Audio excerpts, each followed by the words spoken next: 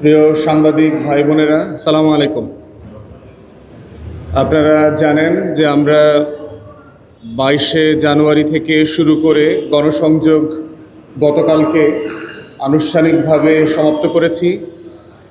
এর ফাঁকে ফাঁকেও আপনারা আমাদের গণসংযোগ যেভাবে প্রচার করেছেন, আপনাদের মাধ্যমে আমরা দেশবাসীকে, এলাকাবাসীকে আমাদের অঞ্চলের এবং আসনের যে বিভিন্ন বিষয়, উদ্বেগ, শঙ্কা, সম্ভাবনা সব কিছু নিয়ে আমরা কথা যেমন বলেছি, শঙ্কার কথা বলেছি এবং আপনাদেরকে জানিয়েছি।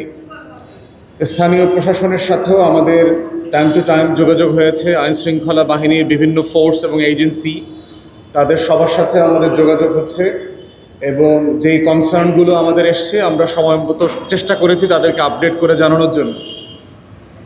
তো আজকে আপনাদের গণসংযোগ শেষ হয়ে যাওয়ার কারণে যেটা হয়েছে যে 48 ঘন্টা আগে পরশুদিনের নির্বাচনের বরিশাল 3 আসনে বাবুগঞ্জ মুলাদিতে সর্বশেষ বাস্তবতাটা আপনাদের সাথে তুলে ধরা এবং সারা দেশবাসীর যেহেতু এখানে যথেষ্ট আগ্রহ আছে সেগুলো শেয়ার করবার জন্য আপনাদেরকে আজকে আমন্ত্রণ জানানো হয়েছে। প্রথম কথা হচ্ছে যে গণসংযোগে আমার মতো এত প্রান্তিক গণসংযোগ এই আসনে অন্য কোনো প্রার্থী শুধু এই নির্বাচনে না, এর আগের কোনো নির্বাচনে করেছেন বলে আমার জানা নাই। এলাকাবাসী যেটা বলেছে আর কি।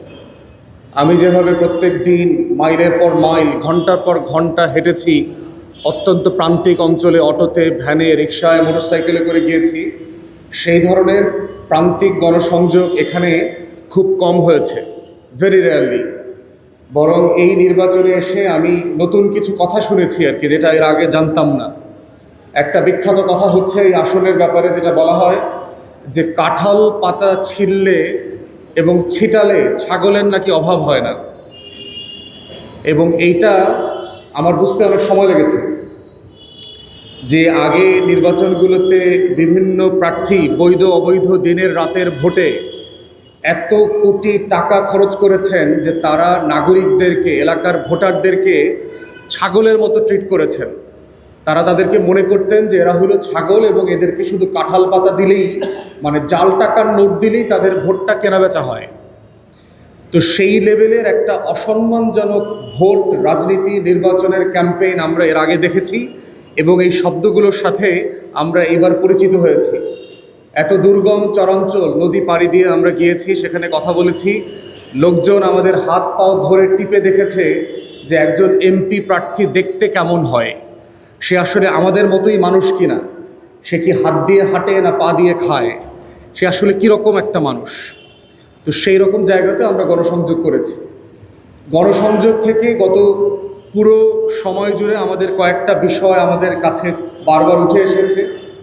একটা হচ্ছে যে প্রতারণার ইতিহাস।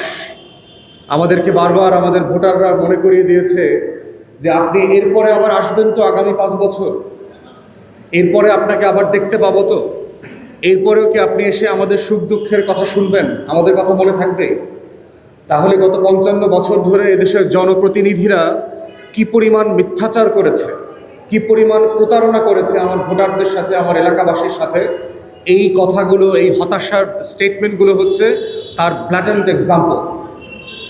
দ্বিতীয় যেটা বারবার উঠে এসছে আমাদের সব জায়গাতে, সেটা হচ্ছে যে আপনার ভয়, শঙ্কা, ভোট কেন্দ্রে যেতে পারবো কিনা, আমাদেরকে মিথ্যা মামলা দিয়ে হয়রানি করা হবে কিনা, আপনি নির্বাচনে হেরে গেলে আপনি আমাদের ভুলে যাবেন কিনা, তখন বাড়িতে থাকতে পারবো কিনা, আমাদেরকে মারধর করবে কিনা, আমাদের জমি জমা ব্যবসা দখল হয়ে যাবে কিনা। এই যে ভয়, শঙ্কা, এইটা প্রতিনিয়ত আমরা শুনেছি এবং আজকে পর্যন্ত শুনেছি। আজকে আপনার মুলাদিতে একটা ইউনিয়নে একটা দলের কিছু গুন্ডা পান্ডারা বাড়িতে গিয়ে গিয়ে ভোট কেন্দ্রে না যাওয়ার জন্য বলছে এবং বলেছে ভোট কেন্দ্রে গেলে ওই মার্কায় শুধু ভোট দিতে হবে, অন্য কোনো মার্কায় ভোট দেওয়ার চিন্তা করলে ভোট কেন্দ্রে যাবার দরকার নাই। এবং আমরা অনেক কেন্দ্রে পোলিং এজেন্ট দিতে পারছি না এখন, এত ভয় পাচ্ছে তারা, রামদা দেখিয়ে, অস্ত্র দেখিয়ে ভয় দেখানো হচ্ছে। আমি ইতিমধ্যে রিটার্নিং অফিসার, জেলার যিনি ডিসি আছেন, আইনশৃঙ্খলা বাহিনীর বিভিন্ন এজেন্সিকে আমি জানিয়েছি এবং আমরা আশা করছি যে এই ঘটনার ইমিডিয়েটলি তারা স্টেপ নেবেন। যারা ডিস্টার্ব করছেন তাদের নাম, ঠিকানা, বাড়ি, বাবার নাম, মোবাইল নম্বর সহ আমরা প্রোভাইড করেছি বিভিন্ন এজেন্সিকে। এবং আমরা আশা করব তারা অবিলম্বে এগুলোর বিচারের ব্যবস্থা করবেন, দ্রুত ব্যবস্থা করবেন, যেখানে গ্রেফতার করা প্রয়োজন সেখানে গ্রেফতার করবেন, এলাকাবাসীকে স্বস্তির মধ্যে রাখবেন। 3টা ইউনিয়নে আমরা সর্বোচ্চ ভোট ডাকাতি এবং সহিংসতার আশঙ্কা করছি, এবং 3টাই হচ্ছে মুলাদীতে, আপনার সফিপুর, বাটামারা এবং নাজিরপুর। আপনারা যারা মুলাদীর জিওগ্রাফি জানেন, আপনারা মুলাদীর যারা নদীর মাতৃকতার বাস্তবতাটা জানেন, আপনারা জানবেন যে সেখানে কি পরিমাণ একটা নেটওয়ার্কবিহীন জায়গা আছে, কমিউনিকেশনে তারা কত দূরে আছে। তারা নদী হওয়ার কারণে দেখা গেছে একটা ইউনিয়ন 3 টুকরা হয়ে আছে, 3 নদীর 3 পাড়ে, এবং অনেক জায়গা আছে আপনি নৌকা ছাড়া অথবা মোটরসাইকেল রিক্সা ছাড়া সেখানে যাতায়াত করতে পারবেন না। আইনশৃঙ্খলা বাহিনীর পেট্রোল যেতেও কয়েক ঘন্টা সময় লেগে যায়। এইসব এলাকাতে ব্যাপক মাত্রায় অতি ঝুঁকিপূর্ণ আমরা 14টা সেন্টারের তালিকা ইতিমধ্যে প্রশাসনকে দিয়েছি। ইতিমধ্যে আমরা জানতে পেরেছি মাদারীপুর, শরীয়তপুর থেকে প্রফেশনাল ডাকাত যারা বোমা বানায়, যারা অস্ত্রধারী, তাদেরকে ইতিমধ্যে এলাকায় আনা হয়েছে। 5 কোটি টাকার মতো জাল নোট ইতিমধ্যে আসনে প্রবেশ করেছে, যেই টাকার লেনদেন এখন বিভিন্ন জায়গায় চলছে। বিভিন্ন চর এবং আইসোলেটেড এলাকাতে অস্ত্র দিয়ে প্রশিক্ষণ চলছে এবং রাতের বেলা গুলির শব্দ শোনা যায়। ইতিমধ্যে আমাদের অনুরোধের কারণে এবং তথ্য প্রমাণের উপরে ভিত্তি করে যৌথ বাহিনী এবং আইনশৃঙ্খলা বাহিনী বিভিন্ন জায়গাতে সফিপুর, বাটামারা, নাজিরপুরে অভিযান চালিয়েছে এবং চালিয়ে যাচ্ছে। আমরা প্রশাসনকে আহ্বান করছি, এখনও সময় আছে, আজকে এবং কালকের ভিতরে আপনারা আরও ব্যাপক মাত্রায় অভিযান করেন, ভোটারদেরকে আশ্বস্ত করেন যেন তারা নিরাপদে উৎসবমুখর পরিবেশে ভোট কেন্দ্রে আসতে পারে এবং নিরাপদে বাড়িতে চলে যেতে পারে। প্রিজাইডিং অফিসারদের ভিতরে কারো কারো নাম আমাদের কাছে আসছে যারা ইতিমধ্যে দলীয় আনুগত্যের প্রমাণ দিয়েছেন। তাদের অনেকের নামে বিভিন্ন শোক বার্তার পোস্ট, ফেসবুক পোস্ট, ব্যানার, বিভিন্ন স্কুলের হেড টিচার, তাদের এভিডেন্স আমাদের হাতে এসছে, আমরা প্রশাসনকে জানিয়েছি। এই ধরনের লোকদেরকে প্রিজাইডিং অফিসার করা অথবা গত আমলে যারা সুবিধাভোগী ছিল বিভিন্ন সময়ে, এই ধরনের লোকদেরকে প্রিজাইডিং অফিসার করা অত্যন্ত অন্যায্য কাজ হয়েছে। আমরা প্রশাসনকে জানিয়েছি তাদেরকে অবিলম্বে সরিয়ে দিয়ে ন্যায়নিষ্ঠ নীতিবান মানুষদেরকে আপনারা প্রিজাইডিং অফিসারের দায়িত্ব দেবেন। এবং প্রিজাইডিং অফিসার থেকে শুরু করে প্রজাতন্ত্রের কর্মচারী যারা আছেন স্থানীয় প্রশাসন এবং বাহিনীগুলোতে, সবাইকে বলছি 24-এর আন্দোলন থেকে দয়া করে শিক্ষা নেবেন। পুলিশের আইজি, ডিবি, এসবির অনেক বড় বড় কর্মকর্তারা, বড় বড় সেনা কর্মকর্তারা, প্রধান নির্বাচন কমিশনার থেকে শুরু করে সাবেক এসপি, ডিসি, থানার ওসিরা কিন্তু জেলের মধ্যে আছেন। অতএব প্রজাতন্ত্রের কর্মচারীরা কোনোভাবে অন্যায্য বেআইনি কোনো কাজ করে নির্বাচন ভণ্ডুল করবার চেষ্টা করবেন না। কোনো ইলেকশন ইঞ্জিনিয়ারিংয়ের চেষ্টা যদি করেন অথবা কোনো দলকে যদি ইলেকশন ইঞ্জিনিয়ারিং করা, ভোট কেন্দ্র দখল করা, ব্যালট স্প্লিটিং করার যদি সুযোগ করে দেন, এইটা আখেরে আপনাদের কারো জন্য ভালো ফল বয়ে নিয়ে আসবে না। আমরা আমাদের সর্বোচ্চ আইন শৃঙ্খলা বাহিনীকে অনুরোধ করব যে তারা যেন তাদের সর্বোচ্চ পদক্ষেপ নেয়। আর প্রত্যেক কেন্দ্রে আমাদেরও রাজনৈতিক দল এবং ঐক্যবদ্ধ বাংলাদেশের জোটের নেতাকর্মীরা নিয়ম নীতি মেনে সেখানে থাকবে এবং সকল অন্যায্য কাজকে আইনশৃঙ্খলা বাহিনীর সহযোগিতায় থামিয়ে দেওয়ার জন্য চেষ্টা করবে। আমরা শক্তভাবে বলছি যে কোনো 24, 18, 14 মার্কা নির্বাচন হতে দেওয়া হবে না পরশুদিন। যেই রাজনৈতিক দলের যত বড় নেতা, যত বড় গুন্ডা আপনারা হন না কেন, আমাদের বক্তব্য খুব পরিষ্কার। এলাকাবাসী স্বাধীনভাবে, ভীতিহীন পরিবেশে, ন্যায্যভাবে যার যেখানে মনে চায় সেখানে ভোট দেবে।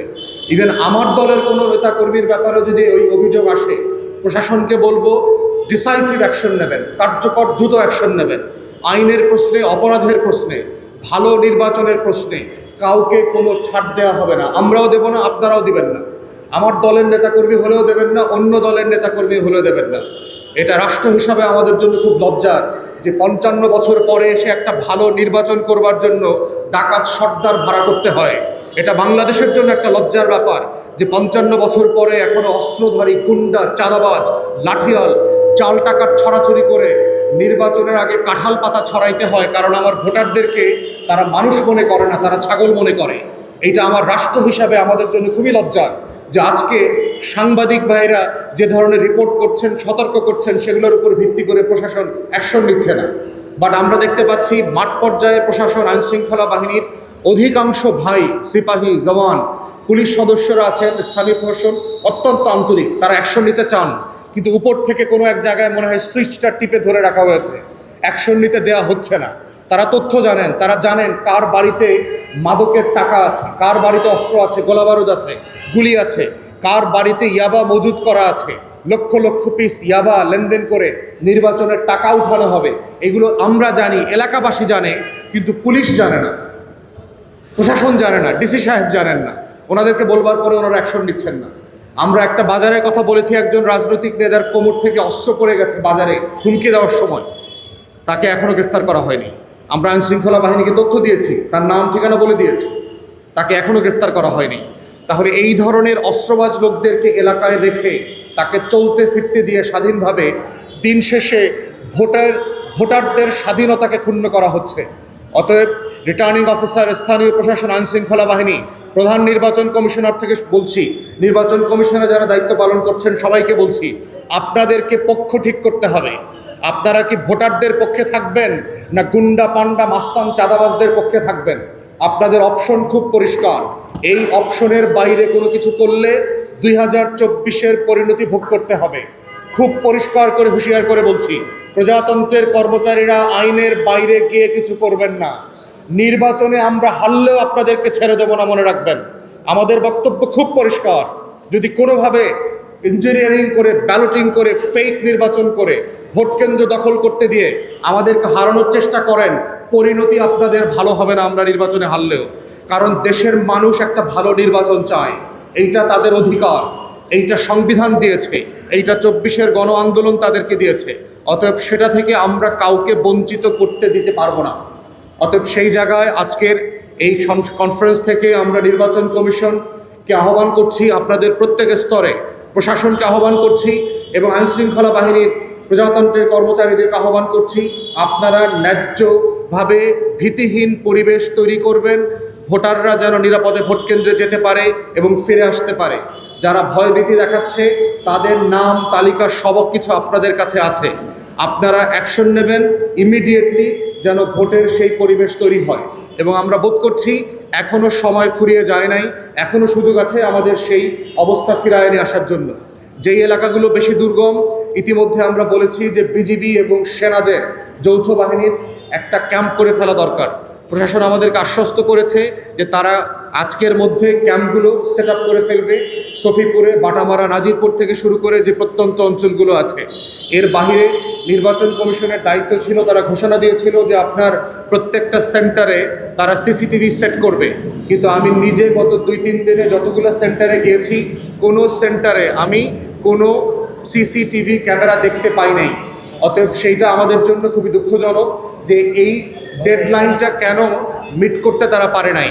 তো সেই জায়গাতে আমরা আহ্বান করছি নির্বাচন কমিশনকে এবং স্থানীয় প্রশাসনকে, আপনারা অবিলম্বে যেখানে যেখানে এই গ্যাপগুলো আছে সেই গ্যাপগুলো পূরণের চেষ্টা করবেন এবং যেখানে যেখানে নিরাপত্তা দেওয়ার, স্পিড আপ করার এবং নিরাপত্তার সংখ্যা বাড়ানো দরকার সেখানে সংখ্যা বাড়াবেন। এবং আমরা বোধ করছি এখনও সময়টা ফুরিয়ে যায় নাই। আমাদেরকে যেখানে ভয়ের পরিবেশ তৈরি করা হচ্ছে সেখানে ভয়ের পরিবেশ থেকে ভোটারদের জন্য ভীতিহীন পরিবেশ তৈরি করবেন। এই আহ্বান জানিয়েই আমার আজকের এই সংক্ষিপ্ত ব্রিফিং এখানেই শেষ করছি। আপনাদের প্রশ্ন থাকলে দয়া করে করবেন।